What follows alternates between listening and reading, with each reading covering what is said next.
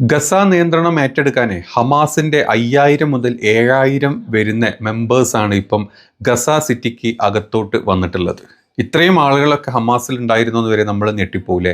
Israel എന്ന് പറഞ്ഞൊരു രാജ്യം കഴിഞ്ഞ് 2 വർഷമായിട്ട് അരിച്ചു പുറക്കിയിട്ടും ഈ ഹമാസിന്റെ ആളുകളെ അതല്ലെങ്കിൽ ബന്ദികളെ കിട്ടിയിട്ടില്ല. ചില ഹമാസ് പ്രവർത്തകർ മരിച്ചിട്ടുണ്ട്, കുറച്ച് അവരുടെ നേതാക്കളും മരിച്ചു. പക്ഷേ ഇത്രയും ആളുകൾക്ക് അവർക്ക് ഇപ്പോഴും റിസർവ് ഉണ്ട് എന്നുള്ളത് ഇന്നലത്തോടെയാണ് സത്യം ലോകം തന്നെ മനസ്സിലാക്കുന്നത്. അതിൽ 5000 മുതൽ 7000 വരെ ആളുകളാണ് ഇപ്പം ഗസ സിറ്റിക്കകത്ത് മൊത്തമായിട്ട് കവർ ചെയ്തത്. നമുക്കറിയാം, ഇസ്രായേൽ പട്ടാളം ഇന്നലത്തോടു കൂടി ഓൾമോസ്റ്റ് 80% ഗസയുടെ ഭാഗങ്ങളും വ്യാപിച്ചിരുന്ന ഇസ്രായേൽ പട്ടാളം ഓൾറെഡി 50%-ത്തിലും താഴോട്ട് ഗസ വിട്ടുകൊടുത്തിട്ടുണ്ട്. അങ്ങനെ തിരിച്ചെത്തുന്ന ആളുകളുടെ വീഡിയോസും ഫോട്ടോസും ഒക്കെ നമ്മൾ ഇന്നലെ കണ്ടിരുന്നു. ഒരുപാട് ആളുകൾ, ഏകദേശം ഈ 2 ദിവസത്തിൻ്റെ ഇടയ്ക്ക് 5 ലക്ഷം ആളുകളാണ് ഗസയിൽ നിന്ന് നോർത്തേൺ ഗസയിലോട്ടും മറ്റ് സ്ഥലങ്ങളിലോട്ടും പലായനം ചെയ്തു പോയിട്ടുള്ള ഗസ നിവാസികൾ 5 ലക്ഷം പേരാണ് ഇന്നലത്തോടു കൂടി തിരിച്ചെത്തിയത്. ഇപ്പോഴും ആളുകൾ വന്നുകൊണ്ടിരിക്കുകയാണ്. വരുന്ന സമയത്ത് ഒന്നുമില്ല, പണ്ട് എന്തോ എടുത്തു പോയ കുറച്ച് ഡ്രസ്സും അല്ലെങ്കിൽ കാലി കുപ്പികളും മറ്റുമൊക്കെ ആയിട്ട് ആളുകൾ തിരിച്ചു വന്ന സ്ഥലത്ത് നമുക്കെല്ലാം അറിയാം, 95% സ്ഥലങ്ങൾ കംപ്ലീറ്റ് പൊളിക്കപ്പെട്ടിട്ടുള്ള സ്ഥലങ്ങളാണ്. ഇവിടെ വന്ന് ഈ ആളുകൾ എങ്ങനെ ജീവിക്കുമെന്നാണ് നമ്മളൊക്കെ ചിന്തിക്കുന്നത്. പക്ഷേ ആളുകൾ അങ്ങോട്ട് തിരിച്ചു വരുന്നുണ്ട്. ഈ തിരിച്ചു വരുന്ന സമയത്ത് ഏറ്റവും കൂടുതൽ ഇപ്പോൾ അവിടെ ആളുകൾ ഫേസ് ചെയ്യാൻ പോകുന്നൊരു കാര്യം, പ്രത്യേകിച്ചൊരു ഭരണ സംവിധാനങ്ങളോ ഒന്നുമില്ല.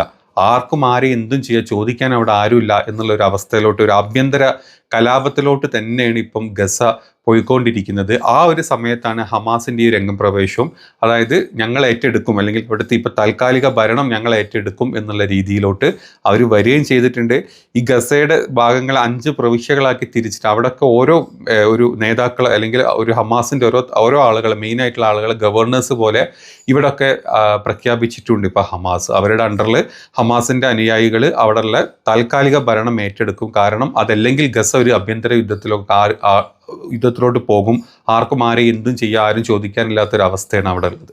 ഇതേ സമയത്ത് നാളെ നമുക്ക് അറിയാൻ പറ്റുന്നൊരു കാര്യം, നാളെയാണ് സമാധാന ഉച്ചകോടി. ഈജിപ്തിൽ വെച്ചിട്ടാണ്, അൽഷംസിൽ വെച്ചിട്ടാണ് നടക്കുന്നത്. അമേരിക്കൻ പ്രസിഡന്റ് വരുന്നുണ്ട്.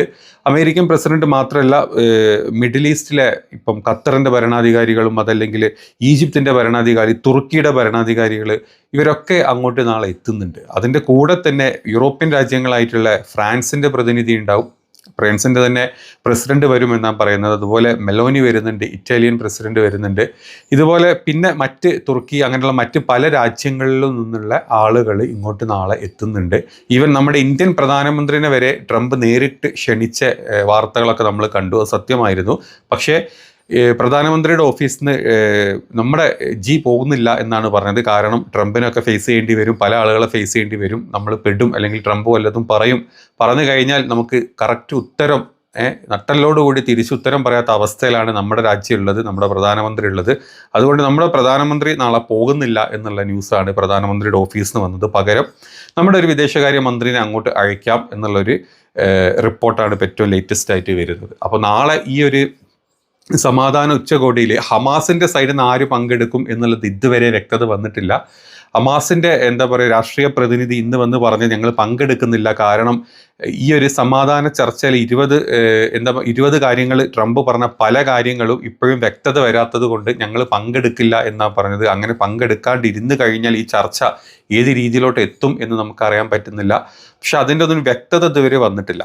അപ്പം നാളത്തെ ഈ ഒരു ചർച്ചയിൽ ഈ ഒരു സിഗ്നേച്ചർ, ഒരു സമാധാന ഉടമ്പടി ഒപ്പിടുകയാണെങ്കിൽ ഒരു കാര്യം ഉറപ്പിക്കാം, അടുത്ത വർഷത്തെ നൊബേൽ പ്രൈസ്, സമാധാനത്തിൻ്റെ നൊബേൽ പ്രൈസ് മിക്കവാറും നമ്മുടെ ട്രംപ് അണ്ണന് കിട്ടും. ഇതുവരെ ഇപ്രാവശ്യത്തത് കിട്ടുമെന്ന് ഒരുപാട് കൊതിച്ചിരുന്ന ഒരാളാണ്. പക്ഷേ ഈ ഒരു ഉടമ്പടി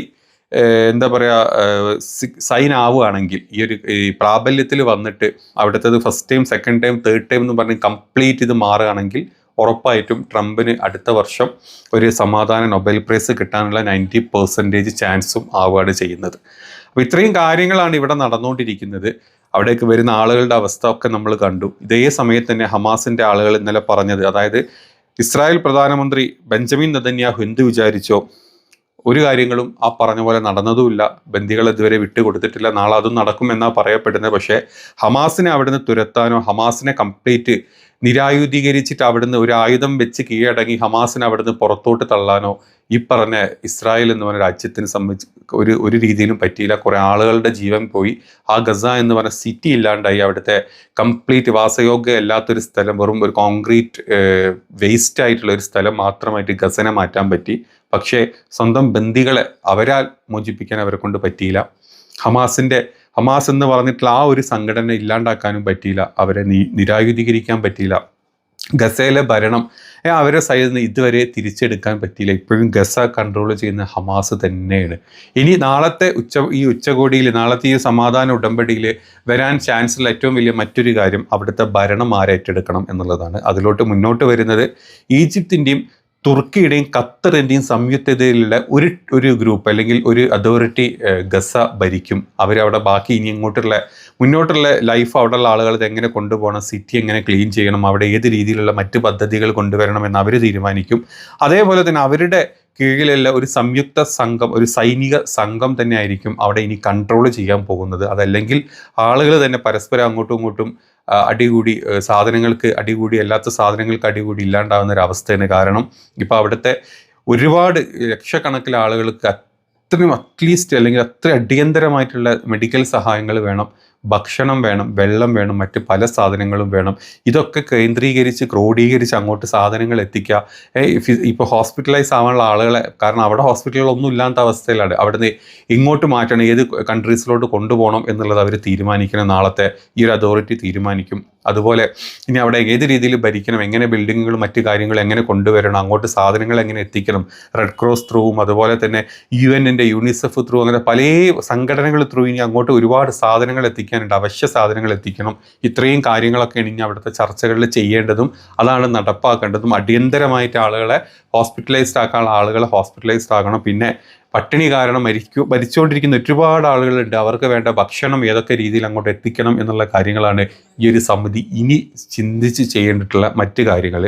ഇതേ സ്ഥാനത്ത് ഇസ്രായേൽ ഇപ്പോഴും അവരുടെ ബന്ദികളെ നാളത്തോടുകൂടി അല്ലെങ്കിൽ മറ്റന്നാളത്തോട് തിരിച്ചു കിട്ടുമെന്ന് പ്രതീക്ഷിക്കുന്നു. ഈ ബന്ദികളെ തിരിച്ചു കിട്ടിക്കഴിഞ്ഞാൽ അതുപോലെ തന്നെ ആവോ ഈ ഒരു ടേംസ് ആൻഡ് കണ്ടീഷൻസ് അറിയില്ല. കാരണം ഇസ്രായേലാണ് ചരിത്രത്തിൽ ഒരിക്കലും പറഞ്ഞ വാക്ക് പാലിക്കാത്ത ഒരു രാജ്യമാണ്. അത് ഏത് ഉടമ്പടികൾ എടുത്തോ അതിലൊന്നും അവരിതുവരെ പാലിച്ചിട്ടില്ല. അതുകൊണ്ട് തന്നെ ഈ ഒരു സംഭവം ഇനിയിപ്പോൾ ഇവിടെ നിന്ന് അങ്ങോട്ട് ഇസ്രായേൽ ഇത് മുന്നോട്ട് കൊണ്ടുപോകുമോ, ഈ സീസ്ഫയർ ആളുകളെ തിരിച്ചു കിട്ടിയാൽ എന്നും ഒരു ഉറപ്പും ഈ പറഞ്ഞ അമേരിക്കക്കോ നമുക്കോ ആർക്കും ഇല്ല എന്നുള്ളത് എല്ലാവർക്കും അറിയാം. അതുകൊണ്ട് തന്നെ അതും നാളത്തെ ഈ ഒരു ഉടമ്പടിക്ക് ശേഷം നമ്മൾ വെയിറ്റ് ചെയ്തിരിക്കുന്ന മറ്റൊരു കാര്യമാണ്. ഇസ്രായേൽ മുന്നോട്ട് വെച്ച് ഒരു കാര്യങ്ങളും നടന്നിട്ടില്ല എന്ന് നമുക്കറിയാം. അതുകൊണ്ട് തന്നെ നെതന്യാഹുവിൻ്റെ ഒരു അവസ്ഥ എന്ന് പറഞ്ഞാൽ ആർക്കോ വേണ്ടി എന്തൊക്കെയോ ചെയ്തു, എന്തിനോ വേണ്ടി തിളയ്ക്കുന്ന സാമ്പാർ എന്ന് പറഞ്ഞ പോലെ എന്തൊക്കെയോ ചെയ്തു, പറഞ്ഞ ഒരു കാര്യങ്ങളും ഹമാസും അംഗീകരിച്ചിട്ടില്ല, ഈ പറഞ്ഞ ഒരു കാര്യങ്ങളും നടന്നിട്ടുമില്ല. അപ്പോൾ ഇനിയും ഞങ്ങൾ ത്രെട്ടിലാണ്, അല്ലെങ്കിൽ ഞങ്ങളെ ഹമാസ് തിരിച്ച് ഇനി എപ്പം വേണമെങ്കിലും ആക്രമിക്കും എന്നും പറഞ്ഞിട്ട് വീണ്ടും അവിടെ വീണ്ടും ആക്രമണങ്ങൾ തുടങ്ങുമോ എന്നുള്ള കാര്യത്തിൽ ഇതുവരെ ഒരു ഉറപ്പും അമേരിക്കക്കോ അതല്ലെങ്കിൽ ഒരു രാജ്യങ്ങൾക്കും തരാൻ പറ്റിയിട്ടുമില്ല. കാരണം തോൽവി എന്ന് പറയുന്ന ആളുകളെ കൊന്നു തീർത്തതും അതല്ലെങ്കിൽ ഈ ഗസ സിറ്റി ഇല്ലാതാക്കിയതും കൊണ്ടല്ല, അല്ലാത്ത രീതിയിൽ അവർ പറഞ്ഞ ഒരു ടേംസ് ഇതുവരെ ഹമാസും അംഗീകരിച്ചിട്ടില്ല, ലോകരാജ്യങ്ങൾ എവിടെയും അത് കൺഫേം ആയിട്ടില്ല. അതുകൊണ്ട് തന്നെ ആ ഒരു തോൽവിയുടെ ഭാരം മാറ്റാൻ വേണ്ടിയിട്ട് ഈ ഒരു ബന്ദികളെങ്കിലും തിരിച്ചു കിട്ടിക്കഴിഞ്ഞാൽ ആ രാജ്യം അല്ലെങ്കിൽ ഈ ഗസ എന്ന് പറഞ്ഞ ആ ഒരു പ്രദേശം അവിടെ വെക്കുമോ എന്നുള്ളത് നമ്മൾ കണ്ടു തന്നെ അറിയേണ്ടി വരും. ഇപ്പം എന്തൊക്കെ പറഞ്ഞാലോ ഹമാസിൻ്റെ കയ്യിലാണ് ഇപ്പം ഗസ ഉള്ളത്. ഇനിയിപ്പം ഏതൊക്കെ തീരുമാനങ്ങൾ എടുത്ത് ഈ പറഞ്ഞ ആളുകൾ, ഹമാസിൻ്റെ ആളുകൾ തന്നെ ഈ പറഞ്ഞ അതോറിറ്റികളിലൊക്കെ വന്നിട്ട് വീണ്ടും ഗസ ഭരിക്കാൻ തന്നെയുള്ള ചാൻസസ് വളരെ ഹൈ ആണ്.